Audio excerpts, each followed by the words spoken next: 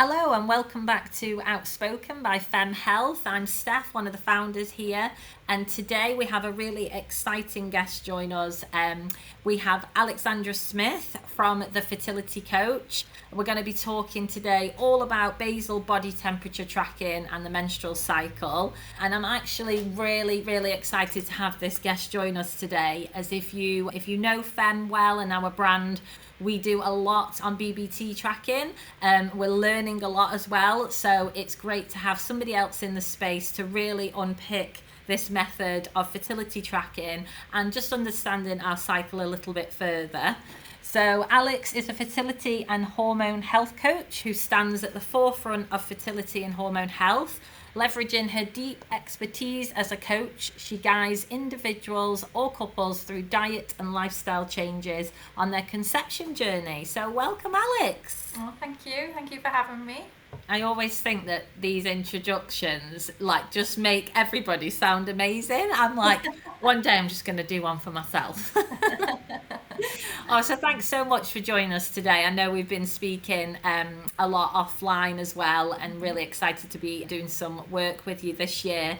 It's just great to connect with more people in this space. But today we're talking all about BBT tracking, and here at Femme we do stock a basal body temperature wearable device that you use while you sleep called Tempdrop. So I do know a little bit about this, but it's going to be great to just pick your brain and sort of find out a little bit more. Okay, yeah. So who is Alex? Do you want to tell us a little bit about your company and what you do in the space? Yeah, so I am what you call a fertility coach. So I work with women who are either struggling to conceive or really just want to get in the best health for pregnancy. So we work together generally sometimes on a 3-month basis, and we will unpick everything in terms of their diet and lifestyle, just to make sure that they, like I say, they are in the best possible health to conceive. And we'll focus on maybe some of the root cause stuff as well. So for example, if someone's got the likes of endometriosis, PCOS, unexplained infertility, all that type of thing, we really will dig deeper so that we could have some natural pregnancies too. But then if they are going for IVF, we'll also prepare them for that as well. So that is what I do. Amazing. And this conversation is so important. I mean, everybody that I speak to, we're only taught in school not to get pregnant. And then when we do want to get pregnant, you're kind of going back to learning, from scratch, what the cycle looks like. And it only becomes, when we start to struggle with our fertility that we really get to unpick that. And, how great would it be that we kind of had that information given to us anyway before we desperately need it. So yeah, today we've got you on to talk about understanding your basal body temperature. And for our listeners, some listening right now might know exactly what that is, but some might not. So if you don't mind, Alex, just explaining what it is and how it relates to fertility. Okay, yeah. So your basal body temperature is the temperature that you take the first thing when you wake up. So it's your natural lowest resting temperature. And it varies throughout your cycle. So what happens is when you are in your menstrual and follicular phase, it's at a lower temperature. And then as we move closer to ovulation, after you've actually ovulated, you see a temperature rise of roughly about 0.2 degrees.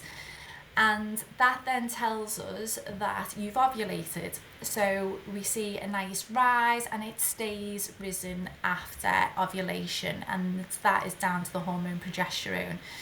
And then it will continue that way up until your period. So if you are not pregnant, that temperature will then drop again, and it will go below, it'll drop below like you have 0.2 degrees again, and then you'll start a new cycle.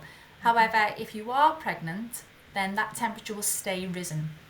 And that's because progesterone stays high when you are pregnant, and it's an indicator that you are pregnant. So that's like a general healthy menstrual cycle. So you have that nice biphasic shift, we call it, And you're looking at for a rule of about, so we say that when you have ovulated, you should have 3 temperatures higher than the previous 6. So it's a really good way of identifying like trends and, you know, where you are exactly ovulating for, you know, over the month if you're trying to conceive. Okay, and it's quite a traditional method, but have you seen like a surge of people talking about it? I feel like it's quite busy, this kind of tracking on, especially on Instagram, social media. A lot of people are talking about it. Have you always seen it in this space, or can you see that sort of spike as well? Yeah, 100%. I think people are becoming more and more less open to like the likes of hormonal contraceptives and want to try and, you know, focus on their, you know, reproductive health and their overall health in a natural way. So I see it more so probably people wanting to conceive than people who are trying not to conceive, but it can work for both.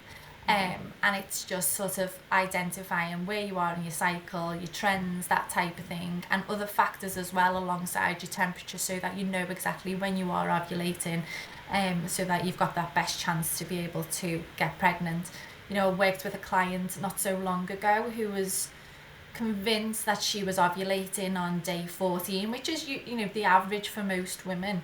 She was using ovulation sticks, but when we worked together and we did the temperature tracking instead, she was actually ovulating on day 18. So she was missing her window. You know, she was like sort of day 14, you know, they were having intercourse and what have you, but then they were like, right, okay, we've done the ovulation part, we can maybe have a bit of a break. So therefore, she was missing that prime time. But that's where BBT tracking can come in. It can be really useful in letting you know exactly when you are ovulating, or when you have ovulated. Sorry. Wow, that's really interesting to hear, because many of us do rely on the sticks, you know, the clear blue ovulation sticks, and so I suppose it's just looking at it with minute detail, isn't it? It's just like really honing in on your cycle. And is that what you do when you have a new client? Is that where you start with, really right from the basics, looking at BBT tracking? Yeah, so it's alongside all of the other things that we'll discuss in terms of their diet and their lifestyle. But I suppose for me, looking at it from my side of things, I want to see whether we are having that nice biphasic shift, and also as well whether there's fluctuations during different parts of the cycle too, because BBT tracking can tell you so much more than whether you've ovulated. It can tell you whether you've got hormone imbalances as well. So, for example, you know, somebody who has consistently low BBT temperatures, that can be an indicator that there's a problem with their thyroid. So we would want them then to go and investigate their thyroid with their GP, or have it done privately, because that could again be something that's impacting their fertility. So it's just a real good tool to look at hormones and fertility, so not just the fertility aspect of it. Wow. How is that recognised? You know, if you're working with a patient and, like you say, it can sometimes identify other problems. When they take the chart or their findings with yourself to their NHS appointment, how are they responding? The NHS doctors, are they, you know, will they look at that as the findings and then give the tests that you're requesting, or do they ever come up against a little bit of, oh, we don't look at those readings?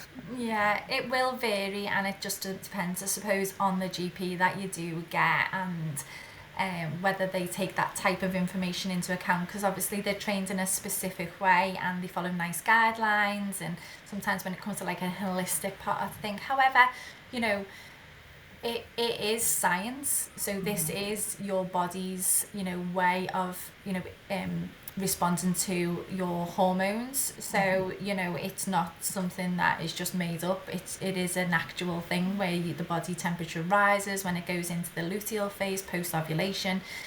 So like I say, it does depend on the GP, you know, they would then run blood tests. Yeah. Generally they'll look at TSH and T3 and T4 hormones to see whether there is something going on. But yeah, it's a bit hit and miss. Yeah.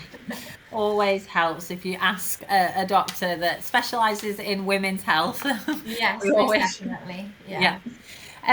Okay, so somebody that's new to BBT tracking, how easy is it to do and understand? Because I know there's quite a lot of misconceptions, you know, if you have uninterrupted sleep, if you're up in the night, you work shifts. What are, you know, somebody that's new to this, how easy is it to do? Or do you need somebody like yourself to sort of guide you through it? Okay. So there is the general way of just sort of, there is a few steps that you can do to get you started. So it would be to have a thermometer, and the main steps would be when you wake up in the morning, the first thing you do before you even get out of bed is to take that temperature and record it either into an app or record it into your notes, wherever you need to. And then do that every morning. And then when you are, what you will then, it's better to do it in an app, because when you've got that app, you can then see the chart and you can see what's happening. Yes, there are some little things that can disturb your temperatures. So if you've not had much sleep through the night, if, you know, just things like daylight savings that we've not long had, that can affect it. Alcohol can affect it. So I always say to clients is don't worry too much about, you know, one odd particular temperature. Let's just look at it as a whole. And, you know, if we are seeing consistency across the entire chart, then, you know, we're pretty much okay. And it is just looking for that biphasic shift and following that rule where I mentioned before, where it's 3 high temperatures, you know, from the previous 6. And then you'll know that you've ovulated and it'll continue that way. So that's just sort of like the standard, you know, getting started. Some people do struggle a little bit with remembering to do the temperatures of them in the morning, and which this is where the Tempdrop device can really, really help with that, because they put it on in the evening before they go to bed, they keep it on all night, and then when they wake up and they've took the you know, the temperature, it syncs to the app, and then, you know, it's got a good reading for you, and you know, you haven't got that whole I need to remember to do my temperatures in the morning.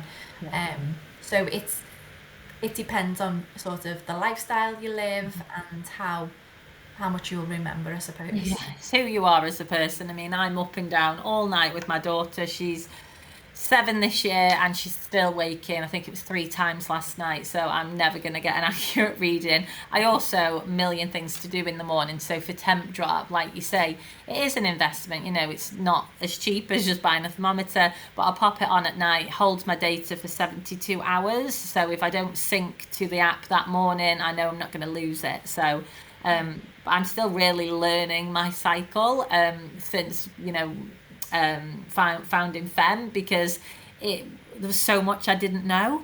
You know, I was put on the pill at a very early age for my skin, or so my mum said. I think a lot of mums said you're on this for your skin, and it was just a way to ensure that we were, you know, safe when we became sexually active in, you know, 17, 18.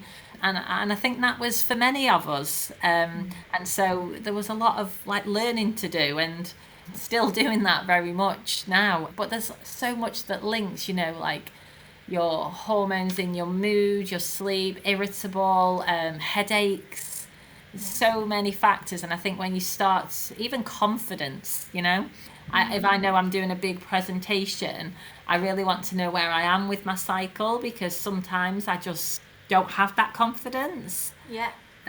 So it's really powerful. It is 100%. You know, that's exactly, you know, a lot of women when they're ovulating in that, or just at the end of the follicular phase, they do feel that confidence. They feel like they can network, they can do all the things and feel so good about themselves. But when you're going into your luteal phase, you tend to go a little more inward.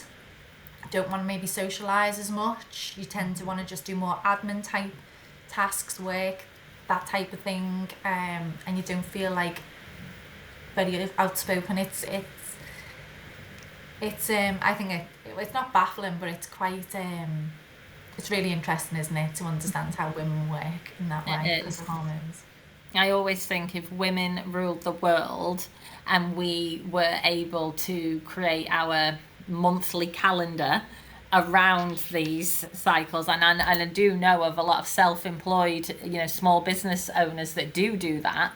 How much more you would get from women and from our brain power, Yeah. and really, not expecting to show up every day like the same person like a man can, Yeah. because it's actually not possible. I'm always telling my partner about it. I'm like, you wake up every day and you have a fresh start. It's going to take me 28 days to be me again today. You're absolutely right. There's a woman, an author of a book, Elisa Vitti, her name is, Flow Living, I think it's called, and she runs her entire business based on a woman's cycle. So if people are at different stages of their cycles, they acknowledge it and they work in that way. So yeah, maybe it'll become more and more as the years go on. I think, yeah, it's going to take some time, but we're seeing huge changes. And I actually think it's down to women that have been through fertility journeys. Like, everybody, pretty much 75% of everybody I've interviewed on the podcast or brands that I've, launched onto Femme, have created these incredible resources, educational courses, products from something that they've been through, as well. And I think it's just such a powerful thing that women do, is pass on to other women from something that they've suffered. Yeah. So yeah, okay, so we've sort of covered how to do it. Just going back to that, Alex, you mentioned a couple of apps. What apps are they, just in case our listeners are interested? The apps that you put your charts. Yeah, so there's like natural cycles, there's something called Fertility Friend. What you will find though these days is that a lot of the period type tracking apps do have that fertility to record temperatures in them. But there's sort of like the general ones that I see people using. And that's when they're using a thermometer. So if they've obviously got the Tempdrop device, it comes along with its own app. So yeah. Amazing. And how long does it typically take to notice patterns once you start? So if I started tracking today with you or on my own, how long would it take for me to start seeing a pattern and understanding? Is it one cycle or? I'd probably say about 3 months you want to track for. Because if you're using the Tempdrop device, sometimes it just takes a few weeks for it to adjust with your temperatures anyway. But if you're doing it with a thermometer, then it's some women, well, you don't not necessarily ovulate on the same day every month, sorry. So it is a case of, let's have a little look over 3 months. Let's see roughly where you are. One day it might be 1 month, it might be day 17, 1 month it might be day 18, but we'll get a good idea of what we call your fertility window and your ovulation window, and they're two different things. People tend to always focus on your ovulation window when you've actually ovulated, which is literally like 24 hours roughly, but you've got like a few days before that where you can still get pregnant. So it's you can identify that a lot better when you're tracking your temperatures. Okay. And what about those that have irregular cycles, so that don't always get a period or don't always ovulate? Does that matter when tracking, or will that just identify that pattern as a unique pattern to them? Okay, so it can be harder when you've got an irregular cycle to identify whether you've ovulated or not. But it's still a really useful tool to do, to use. What I do say to clients in that scenario is that we need to be looking for other things as well. So not just your temperatures, we need to be looking at things like cervical mucus, we need to be looking at the cervical positioning, and generally like what we were saying before about like how you're feeling at that time too. Are we seeing any other signs and symptoms of ovulation? So some women get some pain in that area, which can be quite common. So it's identifying all them other things that your body is telling you alongside your temperatures as to whether or not you are ovulating. So it can be a little bit more difficult, but it is still really good to identify whether you have ovulated or not. Yeah, and I suppose that's the powerful thing with using a coach like yourself, is if you have been taking your BBT temperature and you've been tracking and then you can't see a pattern, do you then get people saying, here, I've been doing it, can you help me? And then that's when your expertise would come in. Plus it's cheaper than using ovulation sticks. So with somebody with an irregular cycle may be buying ovulation sticks all the time just to be able to see whether they are actually ovulating. But if the temperatures, they wake up one morning and it's, still low, then they know that, they've not yet ovulated. So yes, yeah. It is. And we were talking offline before we actually came on the podcast, because I've been unwell, you've been unwell. Does being under the weather or having the flu, cold or anything like that affect the temperature tracking? Yeah, it does. So, naturally our temperatures rise anyway when we are sick, so you may see that temperature rises a lot more than what you would usually do. So it doesn't necessarily mean that you have ovulated, it's just that you are under the weather, you are feeling ill. Yeah. And that's just a natural thing because of like inflammation and that type of thing that's happening within the body. So it might be helpful as well to make a note next to your temperature of any symptoms that you're having. So if you're having this, if you've had an interrupted sleep that night or you've not felt well, you would note that down. Yeah, anything like that. If you've been out and you maybe might have had a drink, or even things like a lie-in over weekends. Sometimes that can cause your temperature to go higher as well. Because maybe through the week you're getting up early, you're up at maybe 6, 7, maybe on the weekend maybe 8, 9, something like that. So you can see them bits of fluctuations when little things like that happen. But it is, it's a bit like they're the little patterns that I say, don't maybe stress too much about them. It's the other things. So like I mentioned before about the low temperatures, or even in the luteal phase, which is another common one, is, you might see that you've ovulated, but you see fluctuations in that phase, and that means that your progesterone might not be stable. So therefore, if you are trying to conceive, if progesterone's not stable, it's not going to hold a pregnancy. So again, that might be an indicator that we need to go and look to see what's going on with your progesterone, have a progesterone blood test, or even put things in place that will support progesterone. Yeah, that's really powerful, Alex. Thank you so much as well for your time today. I know there's so much more we could have covered, and that's why I'm really looking forward to working with you and doing some bits for femme and for our community. For those listening that want to find more about what you do, where are you most active? Is it on Instagram? How can they find you? Yeah, so it's I'm on Instagram, and it's the fertility coach with an underscore just after it, and then also my website as well, which is thefertility-coach.co.uk. Amazing. Thanks so much, Alex. It was lovely to speak with you.